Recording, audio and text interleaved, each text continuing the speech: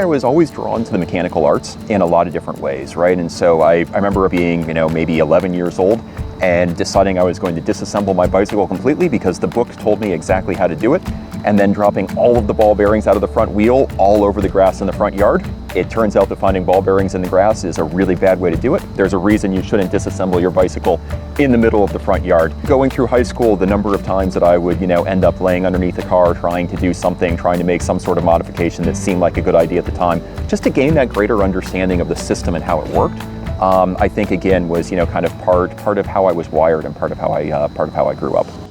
I broke my back snow skiing when I was 21 years old. And so I had just finished my first undergraduate degree, and everything that I thought my life was going to be, what does this now mean? It gave me the ability to step back, to reflect and say, am I on the right trajectory, the right path, and doing what I want to be doing? And ultimately, in large part, that's what led me back to Purdue to actually study mechanical engineering. I found Purdue very comfortable, understanding the world-class caliber of the faculty, the staff, the institution, the research facilities, and kind of viewing it as that choose your own adventure book, right? That ability to say, these are the things I'm interested in, and pushing and challenging the professors to teach, to allow me access to all of that insight and all of those different things that I wanted to learn. And they said, hey, you're doing really great work, like we were impressed with what you did in class. Are you interested in doing some research as an undergrad? A really easy question to ask. It turns out a really hard one to answer. The fusion of physics, the fusion of applied mathematics, and the fusion of vibrations and dynamics in the mechanical engineering side. And so it was the Venn diagram where all three of those overlapped is really where the interesting research opportunities were to go to explore, to sink our teeth into. That was really great. But how do we go and how do we take that knowledge and how do we apply it? When I finished up in 2009, the number of roadside bombs, the improvised explosive devices that were roadside in Iraq and Afghanistan at the time were substantial. And so many of the different tools that I had learned about really made a difference in terms of how do we look at these devices, how do we understand them, and how do we actually defeat them?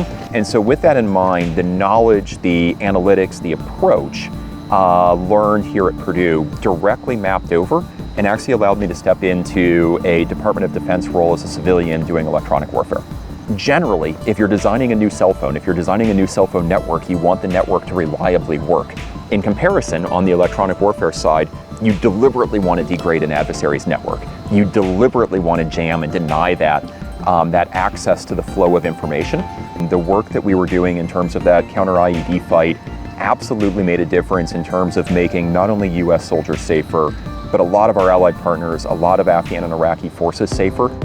In the Pentagon, I ultimately was the director for electronic warfare and had a purview of roughly a $7 billion portfolio of a variety of electronic warfare systems. So being in the Pentagon, you have several thousand people that are there every single day, but no different than a system like we learned about in a junior level controls class. The system of getting people to make decisions is in many ways no different. You have inputs, you have outputs, you have gain loops that are in the middle, you have dampers that are in the middle, you have delay that shows up. And so we actually benefit in a lot of ways from looking at that and understanding that as a system, and how do we go ahead and make a good decision using that systems level understanding. Where is the innovation? Where is the technology that makes a difference?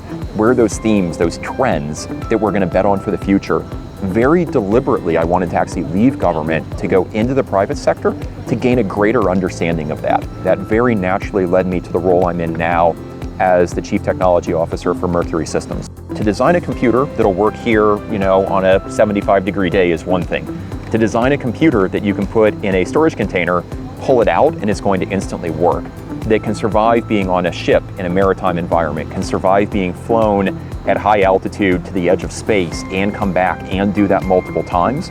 Working in the national security space, I personally really enjoy. And when you get to work on technology that actually means that someone goes home to their family that night, in my opinion, that makes a humongous difference. One of the critical things that we as engineers learn is how to start with the assumptions that we're putting into a problem, right? We state the problem, we state the assumptions, and from that, we start deriving what the art of the possible is. I think mirroring that academic side with that practical side is really part of the magic here at Purdue.